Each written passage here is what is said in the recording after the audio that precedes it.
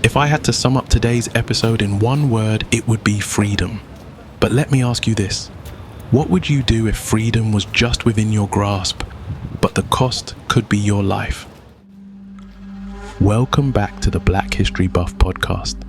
Today, we're diving into the story of Benkos Bioho, a leader who escaped enslavement, defied colonial powers, and founded the first officially recognized free African town in the Americas. Stick with me as we uncover the incredible journey of this remarkable leader. Picture this. It's the late 16th century. The air is thick with the stench of salt and sweat. The chaotic shouts of slavers echo through the port, and the clinking of chains drowns out all hope. The transatlantic slave trade is in full force. Africans are being captured, transported, and sold across the Americas. One of these captured souls is Benkos Bioho, a man born into African royalty on the Bissagos Islands, part of present-day Guinea-Bissau. His people knew him as a leader, but now he finds himself enslaved, shackled, and far from home, facing the harrowing conditions of the slave ports of Cartagena de Indias in what is now Colombia. Soon after arriving in Cartagena, Bioho saw an opportunity when the boat he was on crashed in the Magdalena River. Amid the chaos, he broke free from his chains and plunged into the water, desperate to seize his chance for freedom.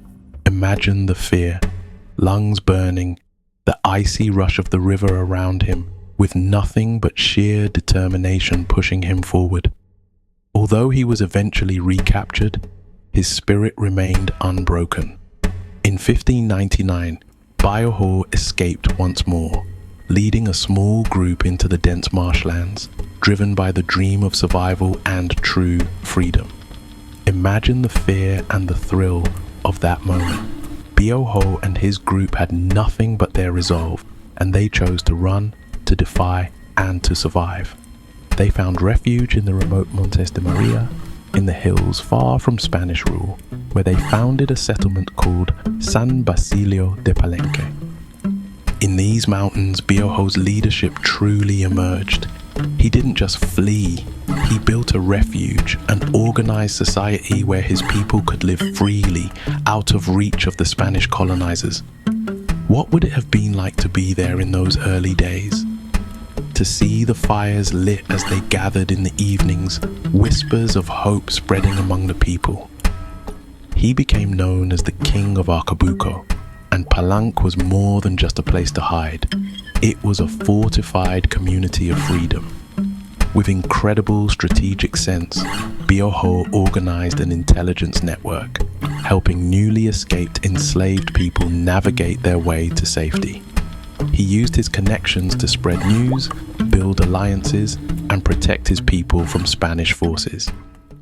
It was a remarkable achievement.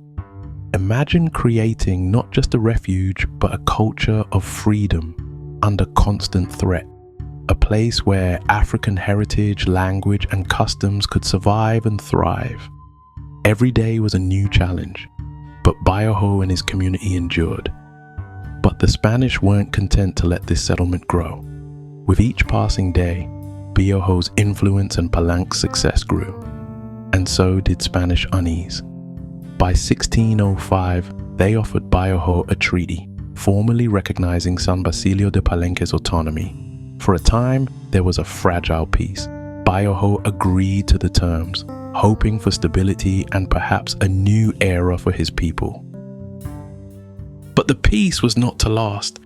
In 1619, the Spanish authorities, fearful of Bioho's growing influence, broke the treaty. They captured him in Cartagena, and in a brutal show of power, he was hanged and quartered in 1621.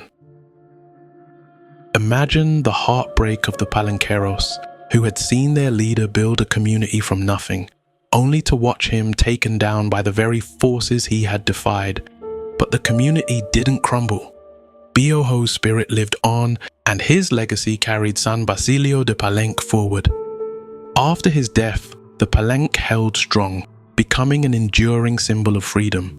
By 1713, the King of Spain issued a royal decree, formally acknowledging the community's independence, the first of its kind in the Americas. Picture it, a decree that at last recognized the right to freedom for those who had fought so hard for it. Today, San Basilio de Palenque stands as a UNESCO-recognized cultural site, where the descendants of Bioho's people continue to speak the unique Creole language, practice traditional African customs, and honor the resilience of their ancestors. Benkos Bioho's journey may have ended tragically, but his vision lives on in the vibrant, enduring culture of Palenque, a leader who, against impossible odds, carved out a space for freedom, one that still stands today. If this story of Benkos Bioho resonates with you, drop the word freedom in the comments below. Don't forget to subscribe to the podcast and consider supporting the Black History Buff podcast on Patreon, where we bring you more stories like this. How far would you go for freedom? Let us know by sharing and tagging us. Thank you so much for listening, family. Let's keep these stories alive and honor the legacy of heroes like Benkos Bioho.